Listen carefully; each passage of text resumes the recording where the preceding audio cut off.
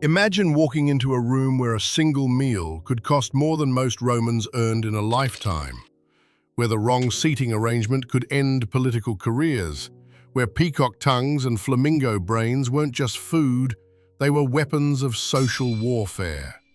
Tonight, we're stepping inside the most exclusive dinner party in ancient Rome, a senator's banquet. And what we discover will change how you see power, politics, and the price of ambition forever. In our last video, we explored what Roman legions ate as they conquered the world. Simple, practical food for simple, practical men. But while soldiers survived on grains and posca, Rome's elite were orchestrating elaborate theater performances. At the dinner table, this is the story of how Rome's senators didn't just eat dinner, they weaponized it. The year is 65 AD. Emperor Nero rules Rome, but in the shadows, senators still wield enormous influence. You're a wealthy merchant who's just received the invitation of a lifetime. Dinner at Senator Marcus Flavius's villa. But this isn't just dinner. This is a convivium, a Roman banquet that could make or destroy your future. The invitation itself tells a story. Written on expensive papyrus with genuine Syrian ink, it specifies not just the time and place, but your exact position in the social hierarchy.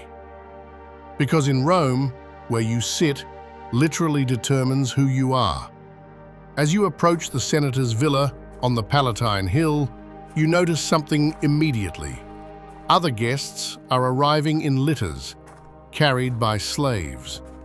The number of bearers isn't random, it's a status symbol. 4 bearers, you're respectable. 8 bearers, you're powerful. But our senator, he doesn't need to travel tonight. Power comes to him. Step inside, and you're immediately overwhelmed. This isn't just a dining room, it's a stage designed to communicate one message: I am untouchable. The triclinium, or dining room, is arranged with 3 couches in a U shape around a central table. But here's what most people don't know. The positioning of these couches followed strict social mathematics that could determine the fate of empires. The lectus medius, the middle couch, is where the host reclines. To his right, the lectus summus, reserved for the guest of honor. To his left, the lectus immus, for distinguished but secondary guests. And within each couch, there's a hierarchy. The person closest to the host holds the position of greatest honor. Get this wrong, and you've just committed social suicide. Place a rival in a position too high, and you signal weakness. Too low, and you create an enemy. Roman banquets weren't just about food, they were about survival. Before the first course arrives, wine flows, but not just any wine. This is where Roman senators separated themselves from mere mortals. Falernian wine from Campania, aged for decades in underground cellars, could cost the equivalent of a slave's annual wages for a single amphora.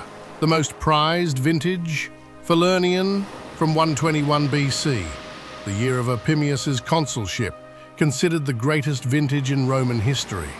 But here's the fascinating part. Romans didn't drink wine straight. They mixed it with water in precise ratios, and these ratios communicated social messages. Strong wine, less water, suggested you were powerful enough to handle it. Weak wine, you were either showing restraint or weakness. The senator's slaves, called pincenae, were trained in the art of wine service. They could identify vintages by smell alone and knew exactly which wine paired with which course. Because serving the wrong wine with dormice stuffed with pork wasn't just poor taste, it was political incompetence. Now comes the food, and what food it is. The gustatio, the appetizer course, arrives first. But these aren't normal appetizers.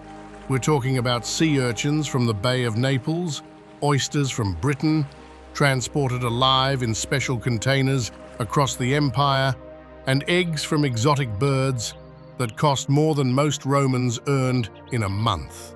But the real spectacle? The prima mensa, the main courses that defied not just logic but nature itself. Picture this: a whole roasted peacock, carefully skinned, cooked, then dressed again in its own brilliant feathers to appear alive. Inside, smaller birds stuffed with even smaller birds, what food historians call nesting dishes that demonstrated the chef's skill and the host's unlimited resources. Or consider the Trojan pig, a whole roasted boar stuffed with live birds. When carved, thrushes and larks would fly out, creating chaos and delight. This wasn't cooking, this was edible theatre designed to leave guests speechless. The Romans had a saying, "The first taste is with the eyes." Every dish was designed to shock, amaze, and remind everyone present of their host's godlike power over nature itself. But here's what made Roman banquets truly dangerous. Every bite was political. Senators used exotic ingredients as coded messages. Serving garum made from Spanish tuna rather than local fish, you're showing your trade connections and wealth. Offering flamingo tongues, you're demonstrating that you can acquire the impossible. Flamingos had to be transported alive from Africa, then prepared by specialized chefs who knew exactly how to extract the tongue without damaging it. The portions told stories too. Serve someone a small portion of the most expensive dish, you're subtly insulting them. Offer huge portions to a political rival, you might be suggesting they're gluttonous and lack self-control. Even the entertainment was weaponized. Professional dancers, musicians, and sometimes gladiatorial fights turned dinner into spectacle. But the real entertainment? Watching your political enemies navigate the social minefield you'd created. One wrong move, one social misstep, and careers were over. By the time the secunda mensa, the dessert course, arrived with its honeyed dates and exotic fruits from across the empire, guests understood they hadn't just attended dinner. They'd participated in a demonstration of power that could reshape the Roman political landscape. But this excess came with a cost that went far beyond money. Historical records show that some senatorial banquets cost the equivalent of millions of dollars in today's money. Senator Lucius Lucullus was famous for spending what would be over $500,000 on a single dinner party. The Emperor Caligula allegedly spent the entire Roman treasury, accumulated over generations, in his first year, much of it on banquets and spectacles.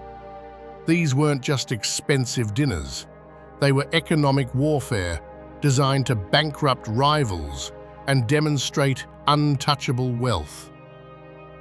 The most chilling part? This wasn't sustainable. Roman senators were strip mining the empire to fund their dinner parties.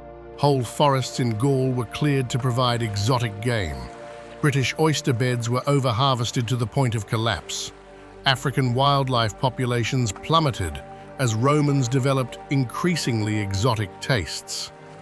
The poet Juvenal wrote, "The people that once bestowed commands, consulships, legions and all else, now concerns itself no more, and longs eagerly for just two things, bread and circuses."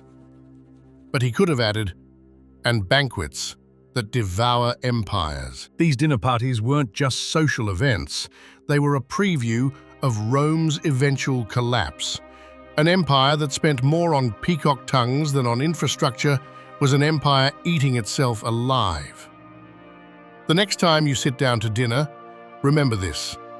In ancient Rome, a meal wasn't just sustenance.